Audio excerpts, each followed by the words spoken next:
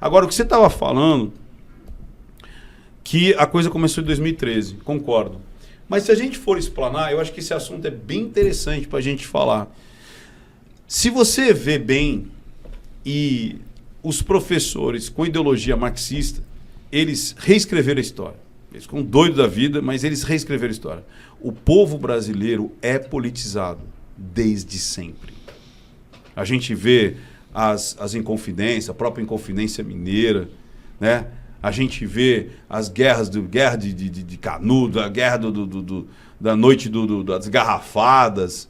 A gente tem as fronteiras ali, a Tríplice Aliança ali, quando você estava defendendo o sul do Brasil. Você tem invasões holandesas, as invasões francesas. A gente tem, o Brasil é um país politizado de defesa, patriota da pátria. Pô, a gente tem tantos ícones que são abafados. Por quê? Porque esse lance de falar que o Brasil é politizado é perigoso. É perigoso, né?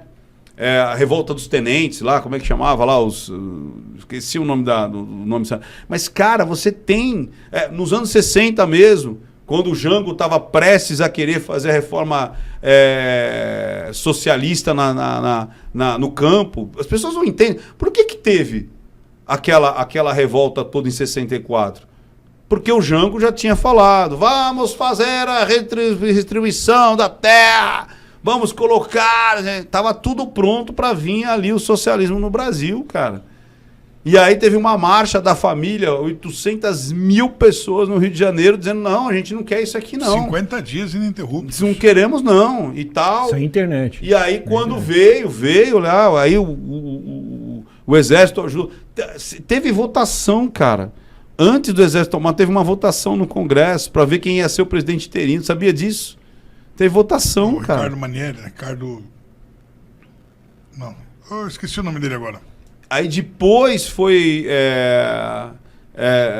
aclamado... Ranieri Mazzilli, né? Eu não sei, eu sei que teve uma votação.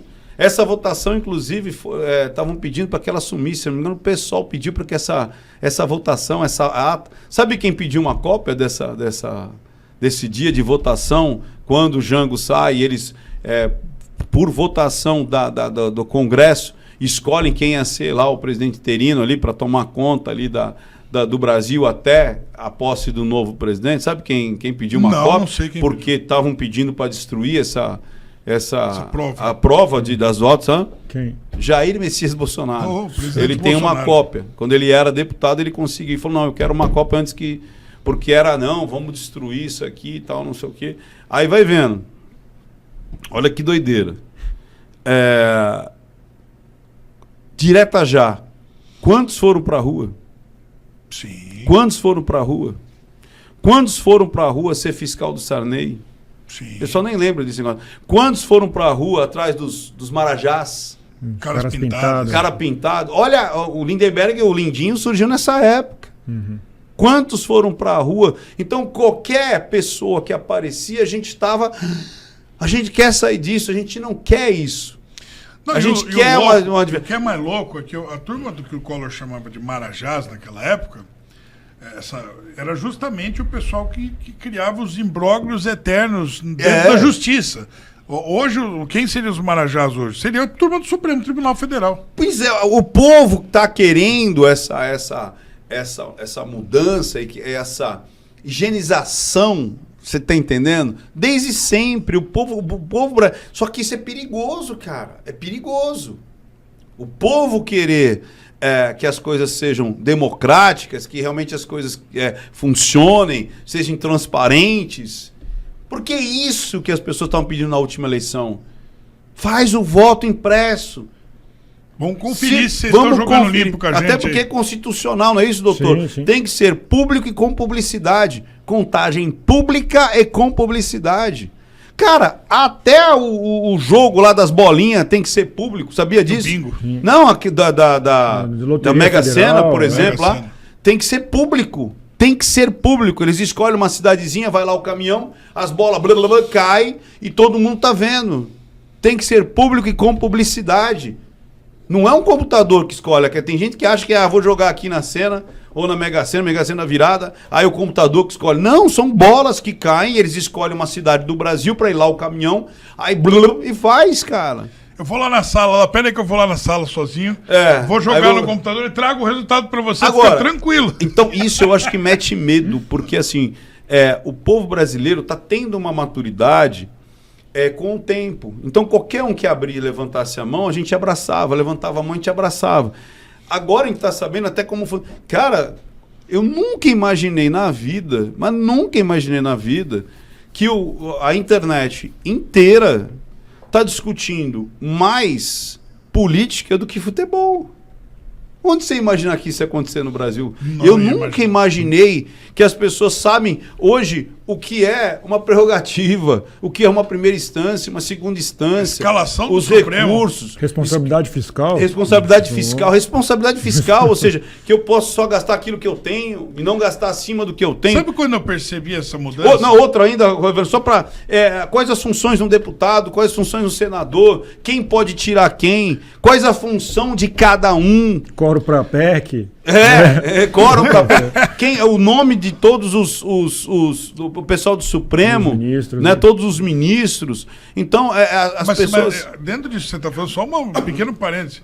Eu percebi isso quando eu vi o pessoal indo para a rua para defender a reforma da Previdência nos Atléticos. Eu não acredito que eu tô vendo indo para a reforma. Agora, querer que isso... Porque na história, se nós pegarmos 2013 para 2022, que foi a eleição que as pessoas ficaram, né, tipo, pô, peraí, a gente quer que seja... A gente quer votar, mas quer que tenha transparência, que qualquer pessoa consiga entender aquela coisa toda. Pô, quanto tempo que a gente tem? A gente tinha menos de 10 anos, cara. 9 anos. Na história, 9 anos não é nada. 9 anos para um país não é nada. Então tá tendo essa maturidade. O problema parece que nós não queremos mais esse povo na rua. Nós não queremos mais que você fale de política. Nós não queremos mais que você fale de urna. Sim. Pô, tá proibido de falar de urna. Você não pode falar de urna. Não. Você não pode falar de eleição, você não pode falar... Volte a gostar de futebol, né? Volte a gostar de futebol. Como assim você tá falando de urna? Por que você tá querendo que a urna seja impressa? Por quê? Porque não pode. Então tem assuntos aos quais você não pode discutir. Porque se você for discutir, não pode, cara. Agora, não tem como apagar essa chama. Ou tem, ou acha-se que tem. Não tem. Então, é irreversível. É irreversível. Não sei, cara. É que agora a gente tem uma situação que extrapolou as linhas do Equador, entendeu? Sim. Porque a gente está sabendo que está reverberando no mundo. O negócio está reverberando. Você viu o Bukele? Ele desenhou pra galera, né? Sim. Ele falou assim, como é que é possível um Estado ser menor do que uma facção criminosa? Pois é. Que é o que é no Brasil. Sim. Hoje o Estado, a facção criminosa humilha todos os aspectos do poder público, e do poder executivo, judiciário e legislativo, porque eles são maiores. E teve o aceite. Tipo assim, tudo bem, é isso. Poder de fato, né? Poder de fato. Porque se você fala aqui eu não posso agir, aqui eu não sei o quê, aqui então... Sabe uma coisa que eu não entendo até hoje, cara? Eu falei, não sei para que lugar, aí os caras falam assim, não, mas isso virou uma coisa também que não se pode falar. Construção de presídio. Qual foi a última vez que construíram um presídio no Brasil? Não lembro. Por que não constrói presídio? Pois é. Por que... Cara, presídio tinha que ter sobrando vaga. Sim. Aí vem o binário e fala assim, ai, mas você quer um presídio? Não, tem que construir escolas. Tem que construir... Então, se você quer presídio, você não quer escolas? Não, cara, uma coisa não tem nada a ver com a outra. Do mesmo jeito você tem que construir um hospital, do mesmo jeito tem que construir um porto, do mesmo jeito você tem que construir uma escola, você tem que construir presídio, uma coisa não anula a outra. Sim. Mas primeiro escola. Não! Se você está com um problema de saúde, você precisa de um hospital. Não adianta eu ficar ensinando as pessoas a comer bem, a não comer gordura, a não comer sal, fazer exercício físico, se eu preciso de um hospital. Não adianta eu falar, olha, se você tiver esse estilo de vida, você vai ter câncer. E as pessoas que têm câncer, a gente faz o quê? Não, vamos ensinar as pessoas a não ter câncer. Mas as que já têm, você faz o quê com elas, pelo amor de Deus? Você tem que ter um tratamento, você tem que ter um hospital. É a mesma coisa o presídio, pelo amor de Deus. Se já tem o vagabundo, você precisa do presídio pro vagabundo. E isso não impede que você faça escola. Mas você sabe que essa reação tua que você está tendo nesse momento, essa indignação, que eu acho que é a voz de muita gente, acho que você está transmitindo nesse momento, é o sentimento, é o grito que está muita gente na garganta. É um grito coletivo. E o que é legal é você ver esse grito se materializando em políticos como o Javier Milei e o Bukele. Por quê? Porque eles resolveram o seguinte: cara, eu não pago mais pedágio para a esquerda. Eu não vou mais pagar pedágio. O Milei chegou lá na Argentina, chutou a porta e o nego falou assim: olha, mais. Ele falou que se dane, eu vou fazer. Você não gosta de mim, você vai me chamar de fascista, você vai me chamar disso, daquilo. Fica chamando aí que eu vou fazer o que eu preciso. E foi a mesma coisa com o Bukele. Então, mas aí que tá, mas lá é aquela velha história, o quanto de quem tá assim, jogando contra tava lá. Porque as pessoas falam, tá vendo? O cara fez, o Trump fez, o Milei fez. Tá, mas quanto que estavam jogando contra?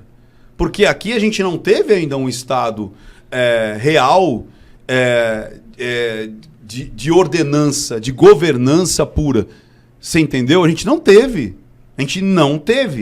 A gente jogou sempre com inimigos ocultos ali, inimigos declarados. Por exemplo, você tem a mídia, a mídia tradicional, jogando a favor do caos, todos os dias. A gente tem o judiciário soltando bandidos à base de moedinha de 50 centavos, porque metade sai na audiência de custódia. Então, como é que é isso? Se eu sou bandido, eu tenho chance... Olha que loucura. Para você ser empresário, a roleta é 8 contra 2. Sim. Não é isso que nós falamos? Para você ser empresário, uma pessoa do bem, você tem 8 situações jogando contra. Agora, se eu sou bandido, a minha roleta, metade me favorece. Metade. Ou seja, é melhor você ser bandido do que ser empresário no Brasil. Essa que é a verdade. É muito melhor. Hoje, assim, toda a estrutura, eu estou dizendo, qualquer pessoa que entrar lá, ela está jogando com uma estrutura onde vale muito mais a pena você ser bandido. De verdade. Se uma pessoa perguntasse para mim, Ricardo, é melhor ser bandido ou empresário? É para melhor ser bandido. Mas por que você não é? Por conta de princípios, de valores, de uma crença que eu tenho num Deus. E é isso que a população brasileira tem na sua maioria. Porque a população brasileira, se ela botar na balança, ela falar, porra, é muito mais vantajoso você ser bandido. É muito mais vantajoso. Primeiro, será que vão te pegar? Talvez não te peguem. Porque 92%, você pode até levantar isso aí depois, ô Kreuzebeck, 92% dos crimes não são solucionados no Brasil. Sabia disso? 92%, cara. Porra, 8% só que é solucionado. Então já começa aqui, ó, numa balança, como é que chama lá? Na roleta, é 9 contra 1. Tudo para dar certo. Já começa aí. É 9 contra 1. É cruel. 9 contra... Você tem 9 chances de não ser pego. Se é 92%, se você... passa de 92%. 92% então, dos crimes violentos não são solucionados. 92% dos homicídios não são solucionados, cara. Quando você fala 92%, você está dizendo o seguinte: 9 é certeza que não vai ser. E o outro não é certeza que vai ser. Agora, vamos lá. Depois que eu ainda fui pego, fui o azarado. Pô, que azar, cara. Me pegaram. Eu tinha a chance de 1 para 10, 1 para 9, né? 1 para 9. Não era assim. 1 em 10. Não, era 1 em 10. 1 em 10, porra. Aí eu vou na audiência de custódia, eu tenho de 50% de chance de sair. Mas se for pego? Se for pego, se você for bonzinho, porque agora você não precisava ser bonzinho antes, você pode ser bonzinho agora. Aí você, 1/6 da pena, você já começa a ter as regalias. E mesmo assim você vai ter visita íntima. Se você contribuiu com o INSS anos antes, sua família recebe o auxílio reclusão. Você sabe que eu ouvi dizer, não sei se é verdade ou não, muitos empresários que atuam perto da facção são obrigados a registrar os bandidos, entre aspas, para que se eles forem pegos, ele vai falar, não, mas eu sou ajudante de pedreiro. Não, mas eu sou ajudante geral. Olha aqui minha carteira assinada. Eu estava trabalhando. Você acredita? Para que se ele é pego... Esse dado não tinha. Esse dado não tinha, não. Me falaram que tem muitos que os caras são obrigados a pagar o INSS de alguns bandidos da região, para que se ele for pego, ele fala, não, tem a contribuição aqui, ó. Eu era trabalhador. Mas o coitado do empresário ainda tem que fazer um registro falso e tem... Isso é o que eu ouvi dizer. Ouvi, como eu falo, eu ando pelo Brasil inteiro, ouvi dizer, tem gente... lá no Rio, inclusive. Não duvido. Taxista me falando, cara do Uber me falando, falou assim, os caras têm obrigado, registra como ajudante geral, porque se acontecer alguma coisa, o cara ainda recebe a reclusão. E vai vendo. Não, o crime organizado é isso mesmo, ainda tem um álibi. Porque é favorável. Eu tô tentando me reinserir aí ele na fala, sociedade. Não, eu sou ajudante de qualquer coisa ali. Aí vai vendo. Aí depois disso, ele tem a saidinha. Aí que maravilha. Ele tem os direitos humanos para atuar contra... E agora tem a pena justa. Agora tem condições. Então, por que... E ministro defendendo, falando que é uma medida medieval. Deixar preso por muito tempo. Medieval, deixar preso muito tempo. Mas é isso que faz com que a sociedade seja mais sadia, mais justa. Simples assim, mas não pode. Não pode. Por quê? Porque a gente acha que não pode. Agora, por que as pessoas, na sua grande maioria, não são bandidos? Porque a grande maioria não é. Claro. A grande maioria, ela acorda cedo, trabalha, estuda, faz 2, 3 turnos, principalmente as mulheres, elas trabalham fora, estudam, ainda tem que cuidar dos filhos, aquela coisa toda. Para quê? Para sustentar esses bandidos aí.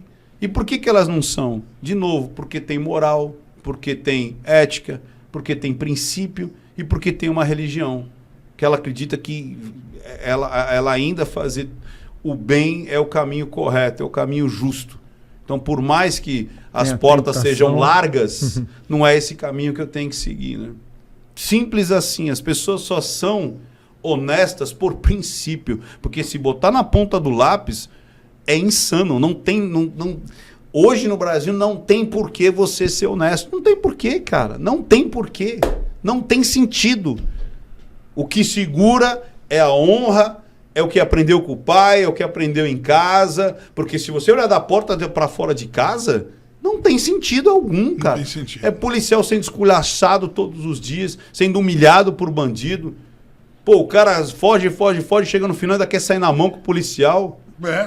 O cara foge, dá o pinote e tal. Aí quando o cara vai lá e pega, ainda... A mãe! Aí vem a mãe com a vassourada em cima do policial. Entendeu? Não, mas você sabe que eu tive uma experiência muito pesada. Eu fui fazer a cobertura desse manifesto no Rio de Janeiro. E eu tenho um amigo lá, não posso falar o nome, obviamente. Mas ele me levou, ele falou, vamos dar um rolê no Rio. Eu fiquei em Duque de Caxias, pra você ter uma ideia de onde eu estava. E os lugares que a gente passou, ele foi me mostrando, é assim, passarela em cima da avenida e o nego passando de fuzil ali. Você falou, cara, isso é um estado paralelo. Acabou o estado aqui, acabou. Ele me mostrou. Paralelo. É o estado. Então, mas ele me mostrou, ele falou, ó, o Flávio Dino foi ali. Não tem como entrar no lugar. Ponto. Não tem. Ninguém em sã consciência vai entrar ali. Sem polícia. Não, nem polícia que entra ali. Sim. Não entra. Ele falou assim, olha, os caras mandam no lugar, acabou. Eu falei, cara, eu fiquei olhando assim, uma coisa é você estar aqui em São Paulo e você vê que tem a briga da polícia com as facções, tem aquela herança traumática dos ataques de 2006 com o PCC, tem aquela coisa tudo. Mas ali, cara, ali é uma ferida aberta. Ali é uma coisa que você... É uma experiência que eu me sinto frustrado de não conseguir transmitir para as pessoas o que eu vi. Você entendeu? Não consegui chegar para elas e falar assim, a gravidade é muito maior do que vocês possam imaginar. Eu já passei por esses lugares aí, justamente quando eu vou dar treinamento ou palestra no Rio, e aí os caras falam, ó, aqui, ó, aí eles falam exatamente isso, ó. Aqui é onde fulano entrou, aqui é onde aconteceu aquilo não sei o que lá. Aqui a gente não entra. Aqui você não pode entrar, aqui você tem que pedir permissão. Sim. Aqui não sei o que lá. E assim, mostrando. Então... Não, é barricada na rua. Barricada, um nego de metralhadora atrás da barricada. Agora, ali, polícia como não entra. disse o Bukele. Quer dizer, que estado é esse que não consegue controlar um estado do jeito que ele é, poder do jeito que tem, com todas as polícias que ele tem, com o exército que ele tem, E não consegue. Ah, mas veja bem, porque aí o povo... Por isso que as coisas foram comidas. Janela de Overton, cara. Janela de Overton. A coisa foi plantada homeopaticamente na música, na cultura, no teatro, nas ações públicas de arte, na novela, nos noticiários, que sempre foi colocando que o quê? Que aquilo era uma consequência da vítima da sociedade. Como se sempre ele não escolheu o seu bandido, ele se tornou bandido por falta. Aí começa, por falta de escola. Cara, eu conheço centenas de pedreiros que não sabem nem ler e nem escrever direito, e não é por causa disso que eles viraram bandido. Eu conheço centenas de faxineiras que moram longe... Que mais a menina, pelo amor de Deus, que eu fico indignado da Vitória. A menina mora no meio de um mato onde não tem nada.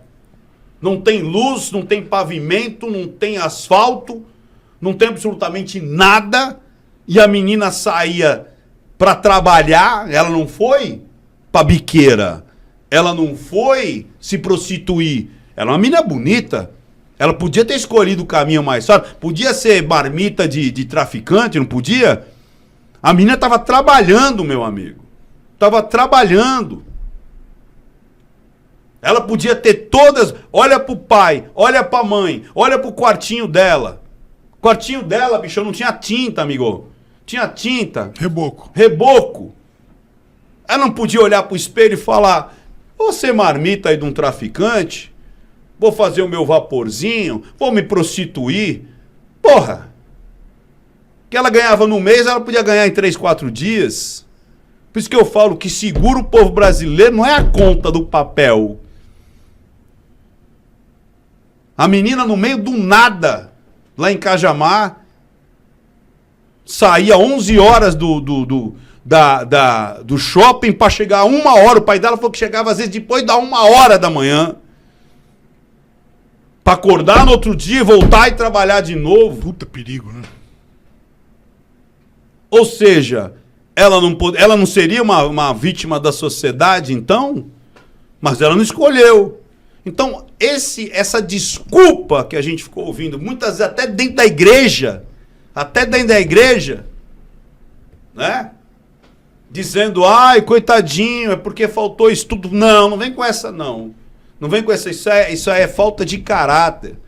É óbvio que a escola ajuda. É óbvio que um asfalto ajuda, uma iluminação ajuda, um ônibus passando na minha porta ajuda. Mas não é a falta disso que faz, obrigatoriamente, você virar bandido, virar um traficante, virar um ladrão. Não é isso. Porque se fosse isso, nós teríamos hoje 100 milhões... Falta de saneamento. Quantos milhões a gente tem com falta de saneamento no Brasil? De novo, eu conheço centenas, milhares de pessoas que não tiveram oportunidade, que nasceram na periferia da periferia. E não é por causa disso que viraram bandido. Sabe o que dá dó? É falar que todo periférico, ele já é potencialmente um bandido, por natureza. Não, que toda pessoa sem instrução... que não sabe ler, não sabe o que, potencialmente é um bandido por natureza. Mas isso é a porra da ideologia da esquerda, que quer botar na cabeça que bandido é bandido por culpa dela e não do Estado. E mesmo se fosse uma questão direta por falta de oportunidade de estrutura, não é culpa tua, não é culpa do pai da Vitória, não é culpa do Eduardo, não é culpa do Pestana, a culpa é do Estado. E é ele que tem que arcar com a consequência disso aí, que é, se o elemento não conseguiu ser sociável, então você tem que apartar da sociedade. Simples assim. E não é o caso, porque se fosse mesmo assim, não sou eu que tenho que cuidar desse problema, é o Estado. E o Estado cruzou os braços dizendo, eu não sei cuidar. Eu não sei cuidar. Por isso que eu falo, a primeira coisa é o quê? Construam presídios. Tinha que ter uma hashtag, queremos presídios, queremos presídios. Porra, tem que ter presídio. Claro. E presídio é barato, cara, é só concreto. É só concreto. Faz um tem monte ponto. e é rápido. É tudo pré-fabricado. Você entendeu? E tem um ponto que me incomoda bastante, que é o seguinte, é o chamada prova negativa, né, do direito, que é o seguinte, se não for, por favor, me corrija, que eu estou puxando ou de memória aqui. Prova diabólica, também. O grande lance é o seguinte, uma coisa é você falar, mas de quem que é a culpa? Ok. Outra coisa é você falar, eu preciso da solução independente do culpado. É isso aí. Eu preciso da solução independente do culpado. Porque o que acontece? A pessoa vai continuar sendo assaltada, tomando tiro, tomando porrada na rua e tá indo trabalhar, vai ser esculachado e tudo isso porque o professor da USP não quer que... ele acha que ele tem razão na discussão dele então deixa o cidadão sendo esculachado ali, quer dizer... E sabe qual que é o problema? A sociedade, por conta de todos esses anos, ela está descobrindo, a periferia está descobrindo de direita. A periferia está descobrindo que ele fala assim, com o que eu acabei de falar, ele vai falar, pô, Ricardo, é isso, eu só não sou bandido porque eu não quero, porque eu tive toda a oportunidade de ser bandido. Você entendeu? Então, a periferia, ela está entendendo que esse discurso de que... o problema não é o Estado, mas o seu vizinho que tem um pouco mais de grana que você, porque se ele tem, ele tirou de você, porque essa é a ideologia. Se existe a Alphaville e a favela, a culpa é da população. Não, senhor. A culpa não é da população. A culpa é justamente do Estado que catou o dinheiro dessa galera toda e não devolveu para que você tivesse mais condição de prosperar. Essa que é a verdade. E a periferia está entendendo isso agora. Que o problema não é que nem o outro rapper que falava minha mãe lavou muita cueca de Playboy. Você entendeu? A culpa não é do Playboy. A culpa é que a tua mãe, por conta do Estado, pagou 50% do que ela ganhava. Foi direto para os bolsos dos governadores, né? Governadores que eu falo governo, ou seja, do executivo, do presidente da República, e não voltou para você. Sumiu... justamente nas emendas, sumiu nas viagens, sumiu em corrupção, sumiu do dinheiro na cueca, no apartamento do outro, sumiu você comprar passadina lá, a Ruivinha, lembra da Ruivinha? Foi não sei quantos bilhões, não é isso? Foi dinheiro jogado fora, sumiu. Vários empregados lá em Itaipu não sabiam nem o que eram, sumiu nos 32 bilhões Porra, mas a cultura é importante. Fala para um pai de família que recebe lá o salário mínimo dele, ele tem duas opções: comprar absorvente para a esposa, comprar o remédio da garganta do filho ou ir para o jogo de futebol. O que ele escolhe primeiro? Nem dúvida. Ele vai comprar o remédio primeiro. Então primeiro o remédio, né? Depois a diversão. Então, se esse é um país que você é um bando de miserável, como eles gostam de falar, como é que você põe dinheiro na cultura se está faltando hospital? Claro. Se está faltando remédio? Se está faltando cirurgia? Se está faltando consulta? Pô, está faltando... Então é óbvio, o Estado é igualzinho uma casa. Eu não estou dizendo que a cultura não tem que ter em algum momento um incentivo. Claro. Mas tem que ter incentivo no momento que você tenha dinheiro sobrando. Ninguém vai para um cinema se o dinheiro não está sobrando. Ninguém vai para o estádio de futebol se o dinheiro não está sobrando. Ninguém vai comprar uma revista se o dinheiro não está sobrando. Ninguém vai comprar uma pipoca se você não está com o seu filho. Se um pai precisa comprar leite e precisa comprar pipoca, o que ele vai comprar primeiro? É uma questão de prioridade. Mas parece que as pessoas não entendem, agora estão entendendo que esse dinheiro não é um dinheiro sem fundo.